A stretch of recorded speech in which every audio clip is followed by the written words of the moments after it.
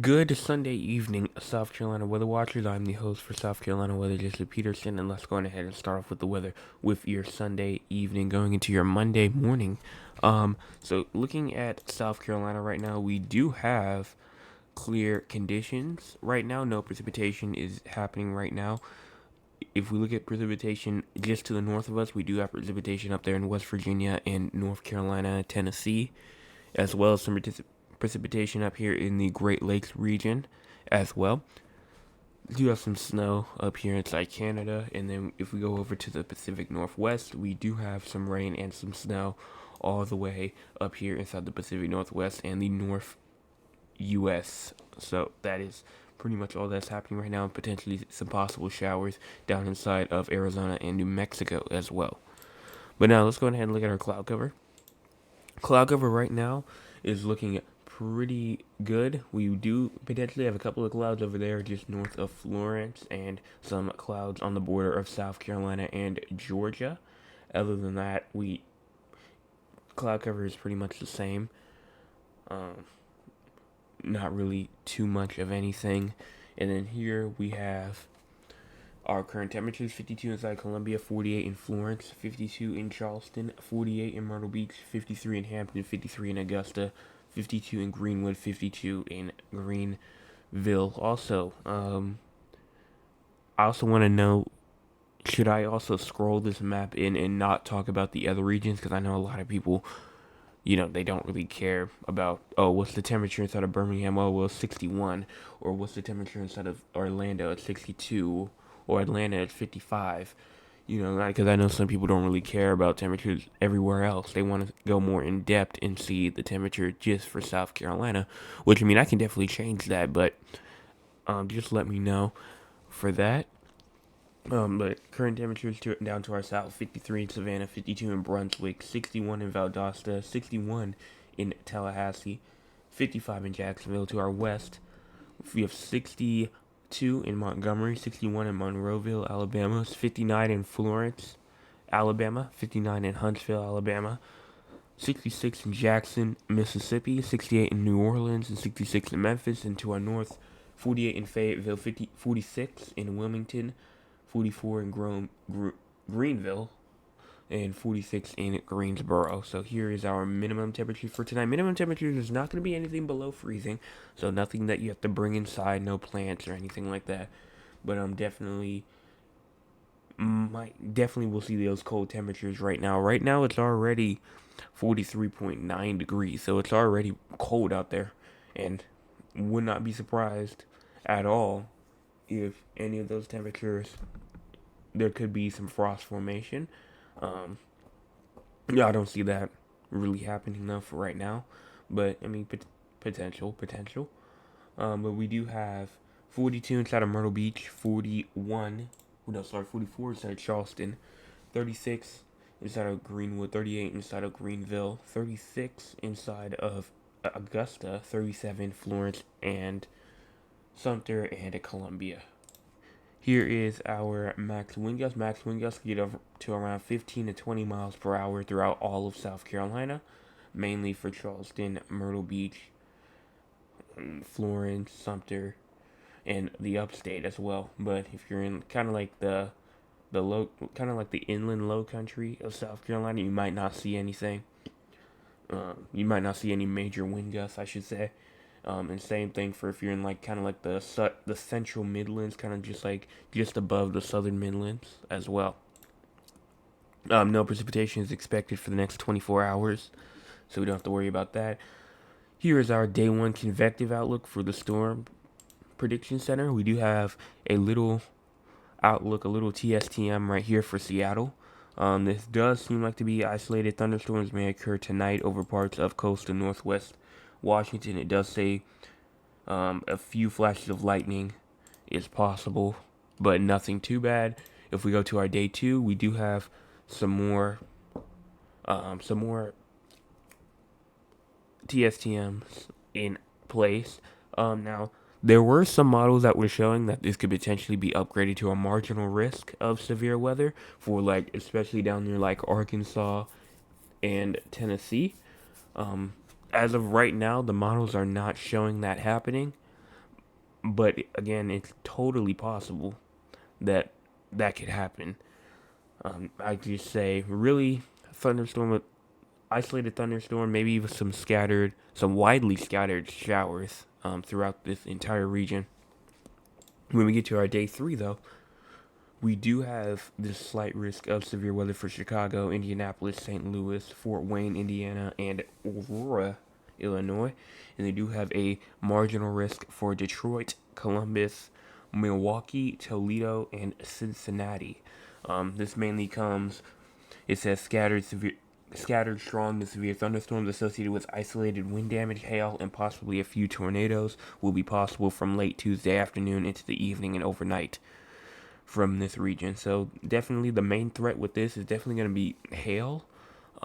Wind is going to be no, sorry, tornadoes is going to be kind of like a secondary threat, and wind is going to be kind of like the threat to, it might not be there, but definitely the weakest part. But I think tornadoes and then hail being the most dangerous threat out of all of these.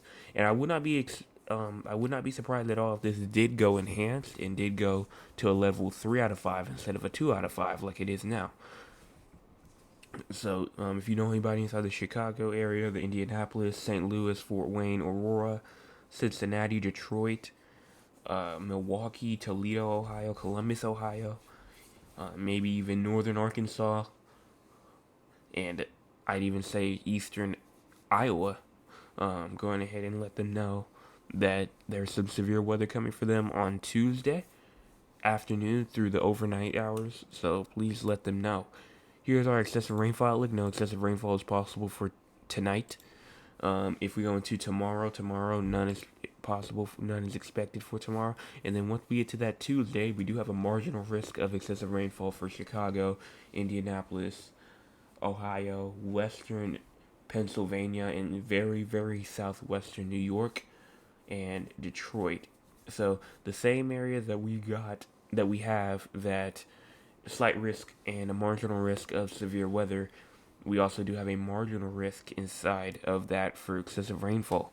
So definitely, not only do you have to watch out for severe weather, but flash flooding can also be a problem as well. Here's our day 1 through 3 overall winter storm impacts. Nothing for South Carolina, obviously. Also, I did read up somewhere that out of this entire year, South Carolina is the only state that has not seen any type of severe weather. Not severe weather, winter storm impact. So it's very interesting to see that South Carolina is the only state that has not seen snow yet or any type of winter precipitation. Yes, Florida, Hawaii, they did get snow. Florida got a couple of snow flurries near the Panhandle, and Hawaii they get snow kind of often. So even though you might not think about it, but sometimes on those high mountain tops in Hawaii, it can get below freezing, and when it rains, it does indeed drop snow. So yes, South Carolina is the only state that has not seen any type of winter precipitation yet. So, and that might stay for the entire year unless something happens like late year, like November, December. But that's unless something happens like in the next couple of weeks. I really doubt that any winter precipitation will drop at all for 2024 unless something happens again in December. But I just don't see that happening really. Here's our GFS model. Let's go ahead and push through and see what we can see. So as we start off, you can already see that severe weather threat right there.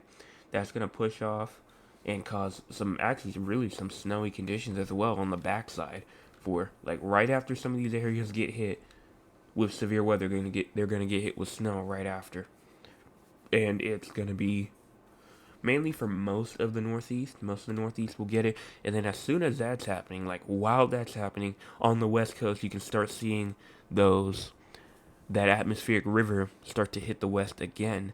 And then we have the system that rises up from the Gulf of Mexico, bringing moisture and just brings us some showers and potentially some thunderstorms. Not really anything severe yet. And here is this next system. I was kind of talking about it. It kind of looks like a gust front, kind of just like some showers with some gusty winds inside of it.